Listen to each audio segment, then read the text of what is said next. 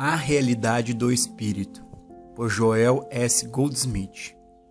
A parte mais importante do nosso trabalho é encontrar a resposta para a pergunta: o que é Deus? Enquanto pensarmos em Deus como algum tipo de super-homem sentado em uma nuvem, um homem em uma cruz ou algum ser desconhecido e misterioso, não traremos nem mesmo uma pequena quantidade de poder espiritual à nossa experiência. Gratidão, apreciação e reconhecimento são uma parte natural da revelação e realização espiritual. No entanto, poderíamos repetir de novo e de novo: obrigado, Pai, a partir de agora até o juízo final, mas a menos que realmente entendamos o que é Deus, a quem e por que estamos agradecendo, essa expressão exterior será de pouco valor. O que é isso que estamos reconhecendo? Em que estamos pensando? O que estamos buscando como fonte e fundamento de nosso desenvolvimento? Deus. Mas o que é Deus? Por milhares de anos, Deus tem sido considerado como algo separado e à parte de nós. Hoje, no entanto, não estamos mais dispostos a aceitar um Deus distante, porque chegamos a entender que Deus é a alma do nosso ser. Deus é a mente, o espírito, a própria substância da qual somos formados. Deus é o centro do nosso ser. Deus é a consciência infinita do nosso ser. Nosso obrigado, Pai, é, portanto, não apenas uma expressão de gratidão, mas é um reconhecimento e compreensão de que o Pai, Deus, é a consciência divina de nosso próprio ser. O valor desse reconhecimento é que tudo o que achamos ser verdade sobre Deus é universalmente verdadeiro. É verdade sobre nós e é verdade sobre todos os indivíduos, em todos os lugares e em todos os momentos. Sua misericórdia dura para sempre. Jeremias capítulo 33, versículo 11. Essa verdade é universal e eterna por todas as gerações. Quer pensamos em pessoas que, para o nosso sentido humano das coisas, já morreram, ou pensemos em pessoas que estão agora na Terra, ou que ainda estão por vir. Lembre-se disso. Deus é a sua própria consciência, e elas sempre estão sob proteção divina, orientação divina e iluminação divina. Não temos responsabilidade pessoal, portanto, com relação a elas. Entender o que é Deus é ver Deus como a própria vida do ser individual. Se compreendêssemos Deus como a vida do ser individual, nunca mais nos preocuparíamos se alguém está aparentemente vivo ou morto, porque saberíamos e entenderíamos a vida como a única realidade. A percepção consciente da presença de Deus é necessária. Isso nos leva a outro elemento muito importante neste trabalho. O único benefício que obtemos de qualquer ensinamento da verdade é através da atividade de nossa própria consciência. Portanto, a menos que entendamos cada palavra da verdade que declaramos, não estamos obtendo nenhum benefício dela. Devemos estar conscientes da verdade de todas as afirmações que usamos. Não devemos nos contentar em sermos seres humanos subindo e descendo a rua, acreditando que há um Deus distante, com quem podemos deixar nossos problemas. Dizer levianamente: bem, vou deixar isso para Deus, como se houvesse um Deus lá fora para quem pudéssemos transferir nossos problemas, é de pouco valor. Mas podemos deixar todos os nossos problemas para Deus, se, através de uma correta compreensão da revelação da verdade, nos elevamos a uma compreensão da verdadeira natureza e caráter de Deus. Quando temos uma consciência plena da verdade do ser, Deus se torna a própria atividade de nosso ser. E então podemos deixar tudo para Deus. Por si mesmas, as declarações "obrigado, Pai" ou "eu e o Pai somos um" não têm valor. Mas a percepção consciente, nosso conhecimento pleno do significado dessas afirmações, torna-as poder de Deus em nossa experiência. A consciência é Deus, sua consciência e minha consciência. Uma consciência infinita e indivisível, que aparece individualmente como sua e como minha consciência. Isso é Deus. É a atividade da minha e da sua consciência que resulta no fruto de nossa experiência diária harmoniosa. Não podemos nos sentar com uma mente entorpecida, sonolenta ou sem pensamentos e acreditar que existe um poder divino agindo em algum lugar para nós. O poder de Deus é a atividade da nossa consciência. Esse poder de Deus aparece como atividade de nossa consciência. O poder de Deus é a nossa consciência em ação. É a nossa consciência quando imbuída da verdade, um conhecimento da verdade, e não meramente uma declaração da verdade. É neste ponto que os estudantes da verdade cometem alguns de seus maiores erros. Eles acreditam que a recitação dessas verdades é uma virtude ou é um poder. Esta é uma suposição incorreta. Não é a atividade da mente humana que é poder. É a consciência imbuída de um conhecimento da verdade que é poder. Jesus disse: "E conhecereis a verdade, e a verdade vos libertará." João capítulo 8, versículo 32. Ele não disse simplesmente: "A verdade vos libertará." Ele poderia ter dito exatamente isso. Um estudo das palavras do Mestre mostra como ele era comedido em seu uso das palavras e quão cuidadoso ele era em sua escolha de palavras. Ele poderia ter poupado várias palavras dizendo: "A verdade vai libertá-lo." Mas ele não fez isso. Ele se deu ao trabalho de dizer: "Conheça a verdade, e a verdade os libertará." Se quisermos seguir seus ensinamentos, devemos nos tornar conscientes do significado das verdades que lemos e declaramos, e fazermos dessas verdades uma parte ativa de nossa consciência, de nossa percepção consciente. Assim, elas trarão um sentir com elas, e essa sensação é o poder manifestado. Uma vez que o Espírito é Deus, o Espírito é real, o Espírito é vital, é vivo, o Espírito é plenitude, o Espírito é totalidade. Mas embora isso seja verdade, deve haver uma percepção consciente da realidade do Espírito. Nessa percepção consciente, temos o poder que produz as harmonias da nossa experiência cotidiana.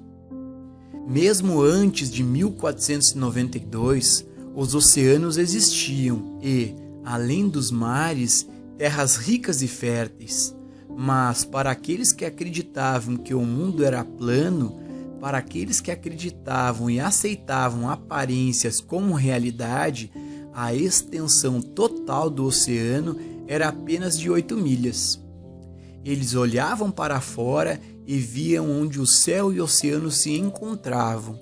E, é claro, vendo isso, acreditavam que não poderiam ir além daquele ponto.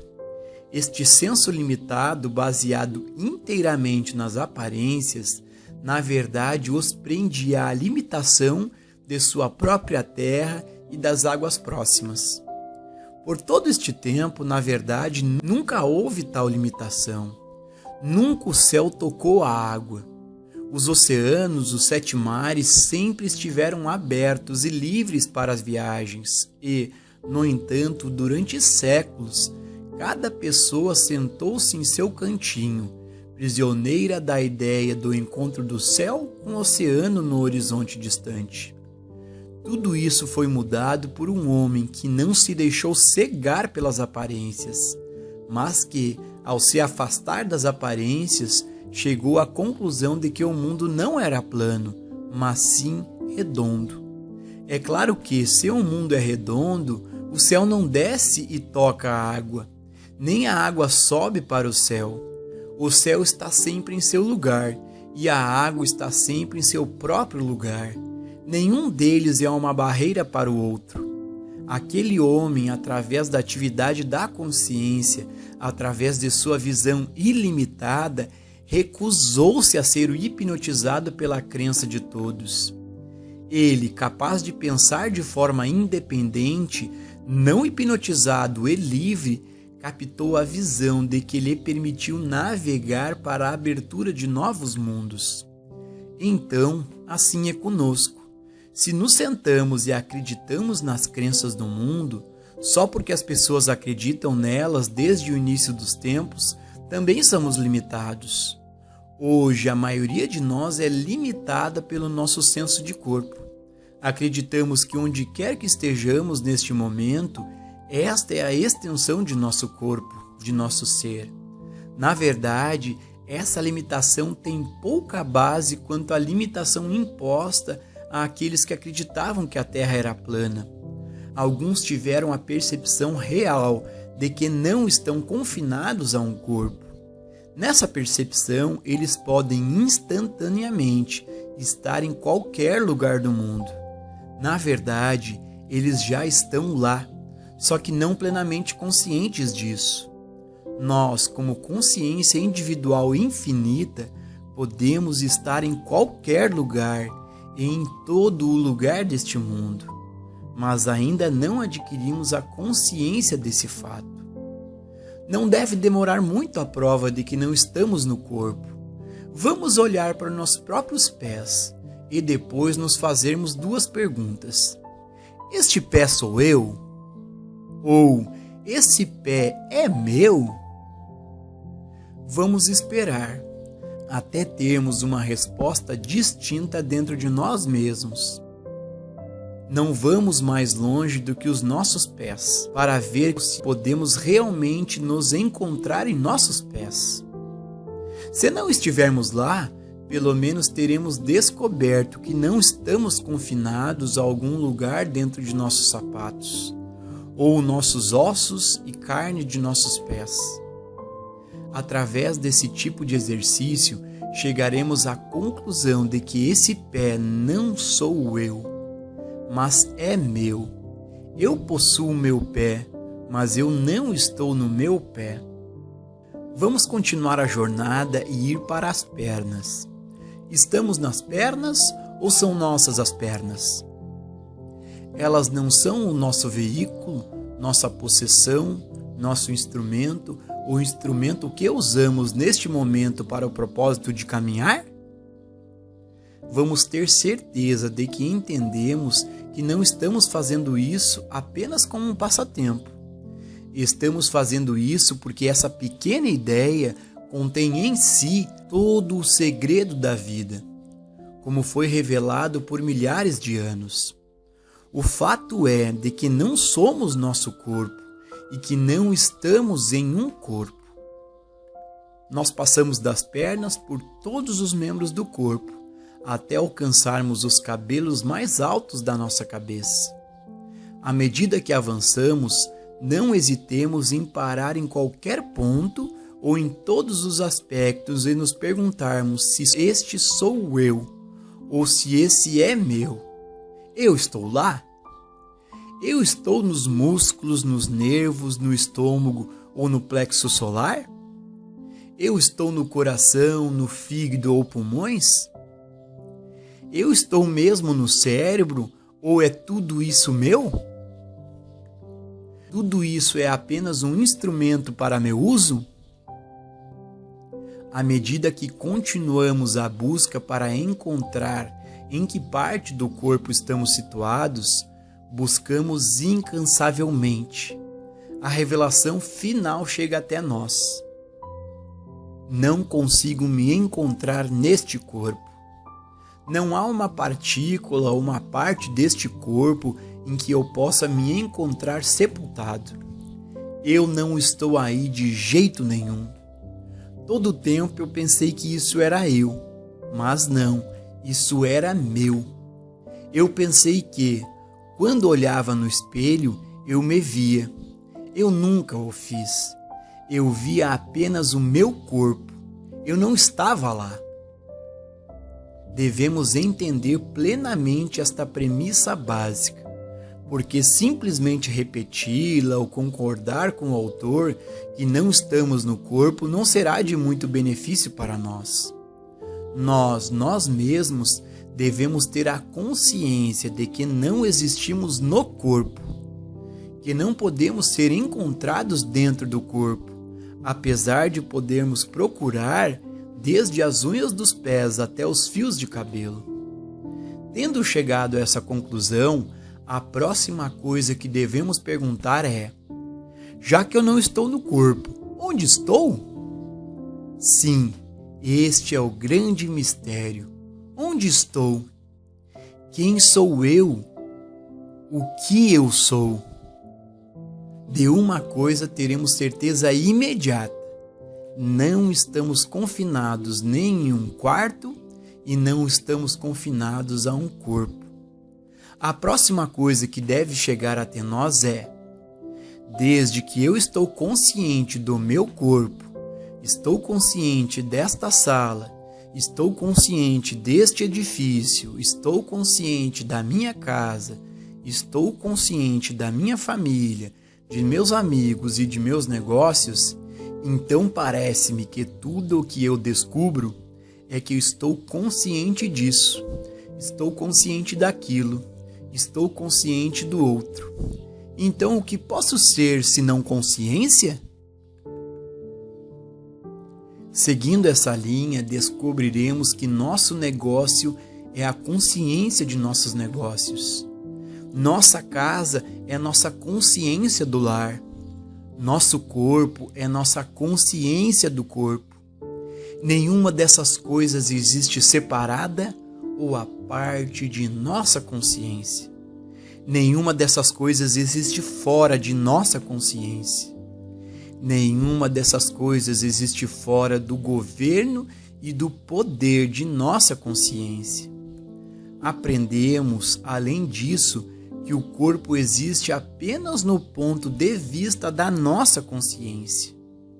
Se não estivéssemos conscientes do corpo, não teríamos um corpo, ou não seria de nenhum valor para nós, porque não seríamos conscientes disso e, portanto, seríamos incapazes de usá-lo. Somente aquilo que somos conscientes é importante em nossa experiência. Quando não temos consciência do corpo, é como se não tivéssemos um corpo e perdemos todo o interesse nele.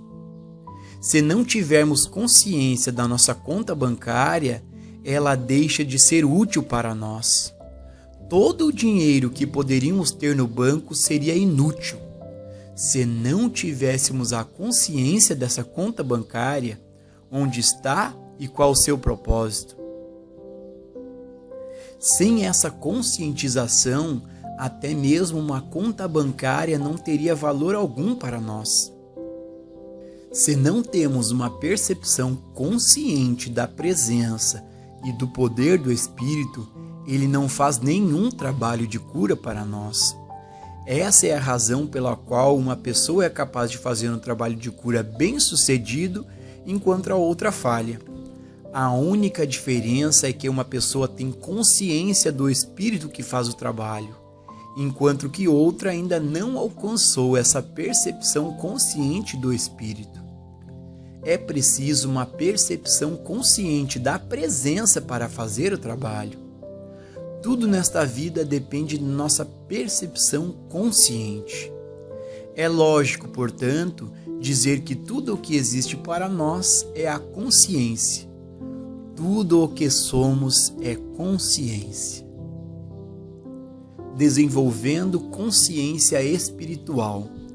Nosso grande propósito na vida deve ser o desenvolvimento e desdobramento de nossa percepção espiritual, de nossa consciência espiritual. Para esse propósito, torna-se necessário que comecemos com o conhecimento de que não somos nossos pés, pernas ou troncos, mas que somos um estado de consciência, aparecendo ao mundo como corpo. Somos consciência infinita. Nós somos consciência divina. Além da consciência, não somos nada, mas como consciência, somos infinitos. Isso devemos entender. É absolutamente necessário primeiro entender que existimos como consciência. Em segundo lugar, tornamo-nos conscientes da realidade desta existência. Quando olhamos através de nossos olhos humanos e vemos apenas um tanto de ossos ou um tanto de quilos de carne, então, é claro, não podemos nos satisfazer com nós mesmos, nem com a vida. À medida que aprendemos, no entanto, através da consciência espiritual desenvolvida, nossa consciência desperta a contemplá-lo como ele é, então começamos a ver que não somos carne e osso, nós somos consciência. Podemos ficar satisfeitos com esta semelhança. Essa é a razão pela qual o caminho infinito nos ensina a nunca olhar por uma pessoa, mas olhar através dela, especialmente através dos olhos, onde podemos captar lampejos e vislumbres daquela luz, que é a realidade do ser.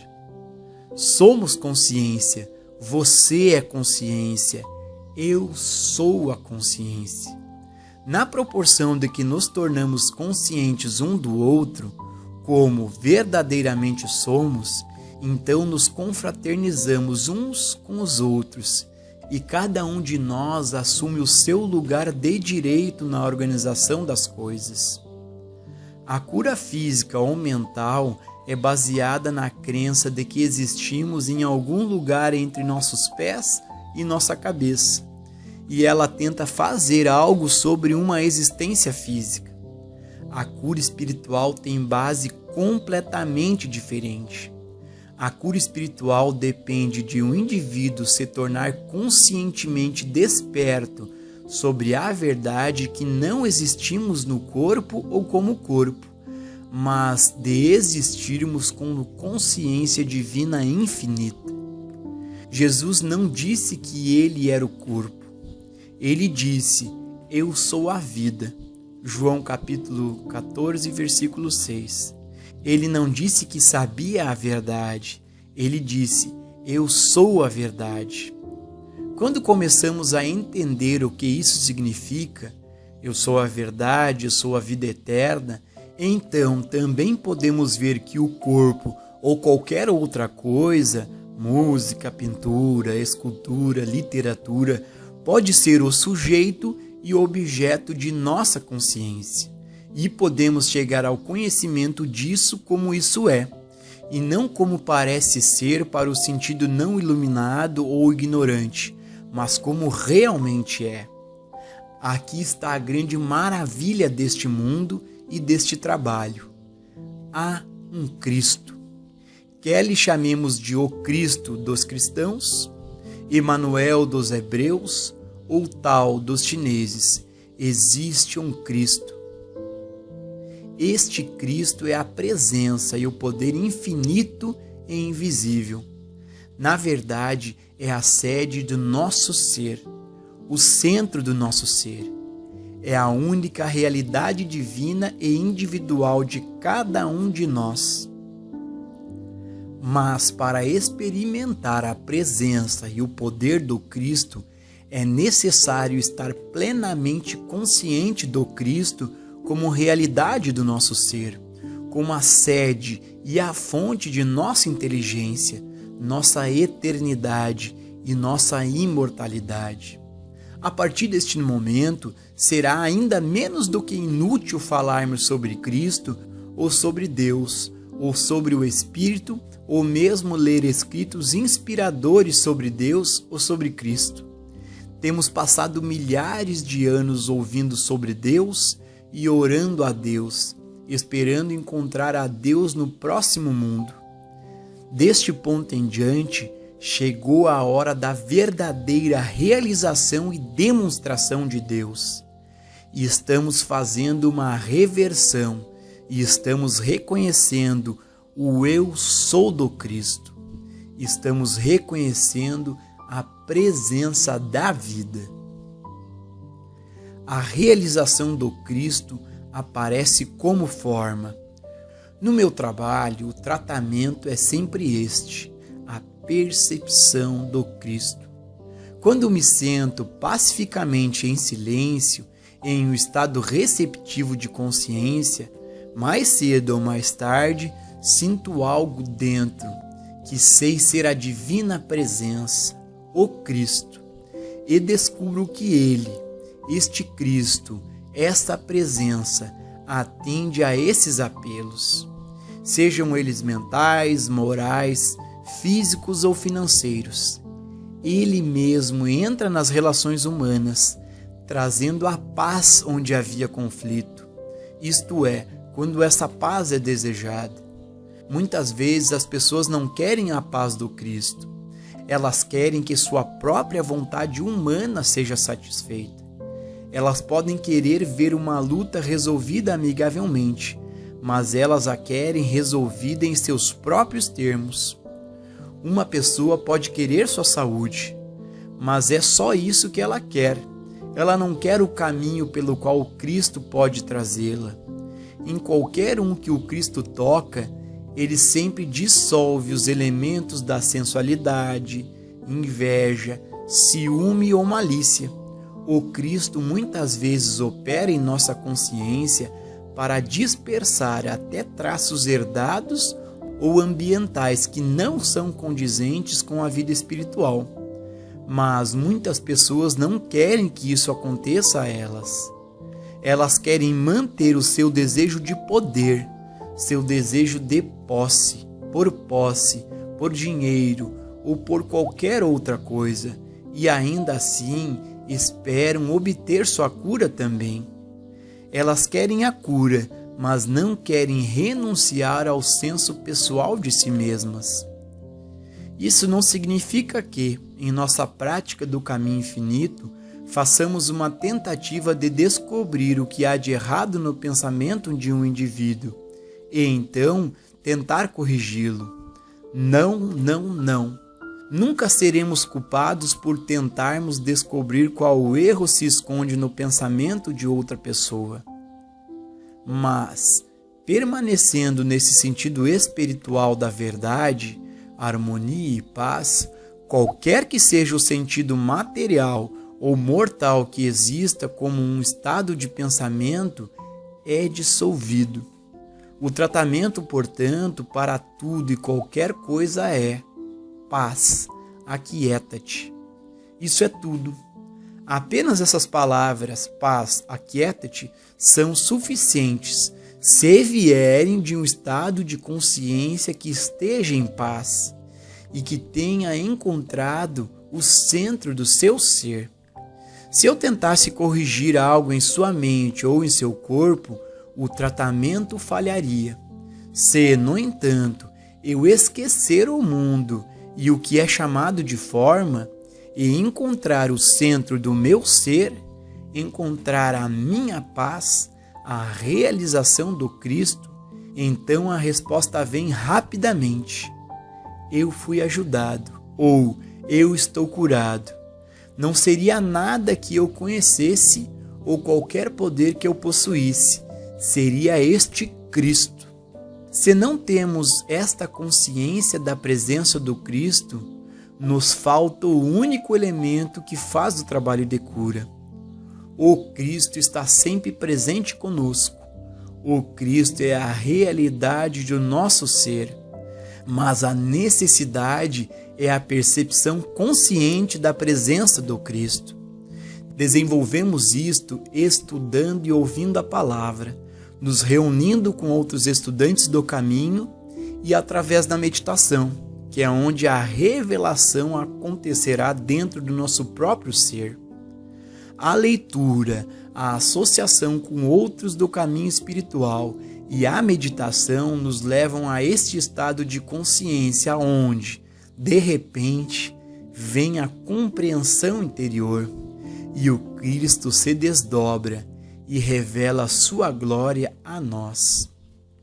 Nossa consciência da verdade aparece exteriormente como forma. Este Cristo, que é o Espírito, aparece de forma tangível como forma. Pode aparecer como um novo coração ou um novo fígado ou um pulmão para alguém. Pode aparecer como um novo osso em seu corpo. Pode aparecer como marido, esposa ou companheiro. Pode aparecer como oportunidade. Pode aparecer como uma vaga de estacionamento na rua. Ele aparece nas menores formas, um pequeno alfinete, se isso for necessário naquele momento. Nós não nos sentamos e tentamos formá-lo. Não nos sentamos e suspiramos porque vamos precisar do alfinete, do lugar de estacionamento ou de um novo pedaço de carne. Nossa única responsabilidade é alcançar a consciência da presença do Cristo, a consciência de nossa unidade com o Cristo. Aprofundamo-nos em nosso ser interior, sentimos-nos em nosso centro e dele flui a infinitude de Deus. Nós não o dirigimos a nenhum lugar, somos apenas um centro de paz, um centro de atividade do Cristo, um centro de amor e um centro de vida. Quanto mais mantemos essa atitude continuamente, mais este amor aparece eternamente como dinheiro, pacientes, estudantes, clientes ou qualquer que seja a necessidade. Nossa consciência da verdade aparece exteriormente como forma, mas não precisamos delinear qual será a forma. Devemos apenas viver, nos mover e ter nosso ser no Espírito. Viver como Espírito, como alma, como consciência. Somos responsáveis apenas por manter nossa integridade espiritual. E isso é alcançado e mantido no grau em que vemos a alma, que vemos o Espírito e pureza, como a vida e a harmonia de cada indivíduo. Isso significa todo indivíduo, não todo mortal. Nós não estamos lidando com a imagem mortal. Nós não estamos olhando para ela e tentando melhorá-la.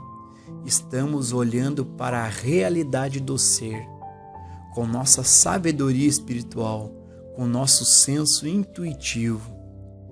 Quem precisando pode descobrir Deus? Ninguém. Nunca podemos encontrar Deus com o nosso intelecto, com o nosso senso humano ou com o nosso poder de raciocínio. Nós encontramos Deus somente em nossa consciência espiritual, interna e intuitiva. Em um momento de consciência, algo dentro de repente diz: não sou eu, mas Ele. Eu sou Ele. Algo dentro de nós dá a sensação de uma presença divina, de unidade. Quando percebemos isso, discernimos espiritualmente a realidade do ser de nosso próximo, até mesmo do inimigo, já que não vale de nada apenas termos essa percepção da realidade do ser para os nossos amigos. Os escribas e fariseus é que fazem isso.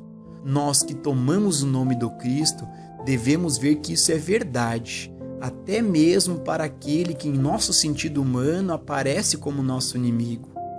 Muitos de nós pensam em um inimigo como pessoa, mas não temos inimigos maiores do que a morte e a doença. Finalmente devemos chegar a ver a vida eterna, para além e através da imagem ilusória da morte e da doença, e então não vamos experimentar a morte.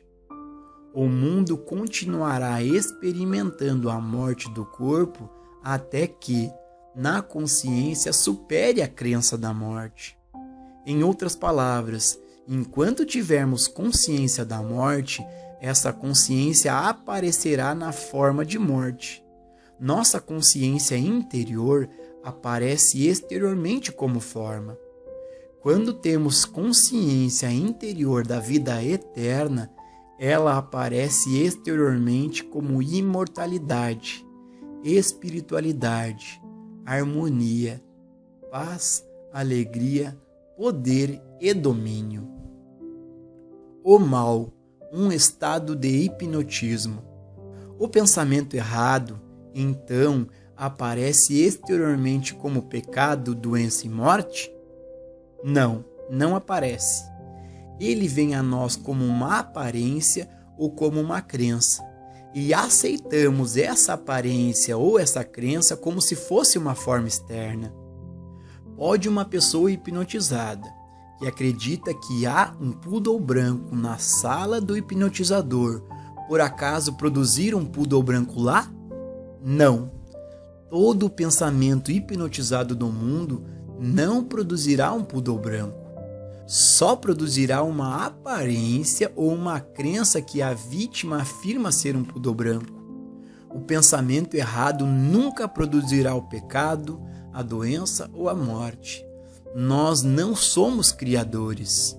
Deus é o princípio criativo e cria apenas a sua imagem e semelhança. Nosso pensamento errado e o pensamento errado do mundo, portanto, nunca produzirão o pecado, a doença ou a morte. Esse pensamento errado só objetivará a crença como um quadro ilusório, como o nosso poodle branco. Então você olhará para ele e dirá: como vão me livrar dele? Não está nem aqui. Então como podemos nos livrar disso? Não existe algo como pecado, doença ou morte. E todo pensamento errado do mundo que podemos pensar não produzirá tais coisas. Mas a crença universal em um eu separado de Deus produz esses quadros errôneos que vemos, afirmando que eles têm substância, que eles têm lei e realidade, mas eles não têm. Todas essas imagens são tão irreais quanto o poodle branco que o homem hipnotizado acredita estar vendo. Lembremos-nos, ele não está vendo isso, ele apenas acredita que está vendo isso. Não há como remover este poodle branco, exceto despertando o sujeito de seu estado de hipnose. Como fazemos isso? Um com Deus é maioria. Se houvesse uma pessoa de visão espiritual na plateia que pudesse rir e dizer, ou mesmo pensar, que não há poodle branco para se livrar, o homem hipnotizado acordaria do sonho. É somente porque todos estão de acordo com ele, o cego guiando o cego, que isso acontece.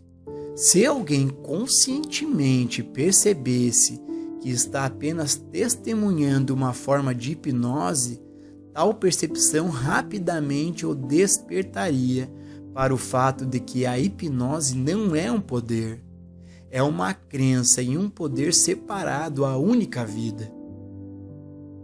Sempre que somos confrontados com qualquer doença, pecado, morte, falta ou limitação, vamos ser rápidos em perceber. Este é um quadro hipnótico e eu não tenho que fazer nada a respeito disso. Desta forma, nós podemos muito bem ter uma cura instantânea. Mesmo que a cura não seja instantânea, nossa permanência nessa verdade revelará a harmonia de que já é, de que já existe. Devemos perceber que não há doença, existe apenas a hipnose. Há apenas uma visão, uma imagem hipnótica aparecendo como doença. A cura espiritual não usa a verdade para superar o erro. Não usa o poder do bem para superar o poder do mal. Jesus respondeu ao homem imponente: levanta-te e anda. Ele não estava usando um poder para curar doença. Estava dizendo com efeito: não há nada a ser superado. Ele não usou o poder de Deus para fazer alguma coisa a Pilatos ou afastar a crucificação. Ele apenas disse: tu não terias poder algum contra mim, a não ser que te fosse dado do alto. Então ele deixou a crucificação prosseguir e ele provou a vida eterna. Um curador espiritual não é uma pessoa que desenvolve uma técnica de usar a verdade para superar o erro, ou de usar o tratamento para superar a doença. O curador espiritual é aquele estado de consciência que sabe que somente Deus é a realidade de todo ser e que qualquer outra coisa é um estado de hipnose, de hipnotismo. O reconhecimento de que ele está lidando com o estado de hipnose em vez de uma pessoa ou condição, esta é a consciência de cura.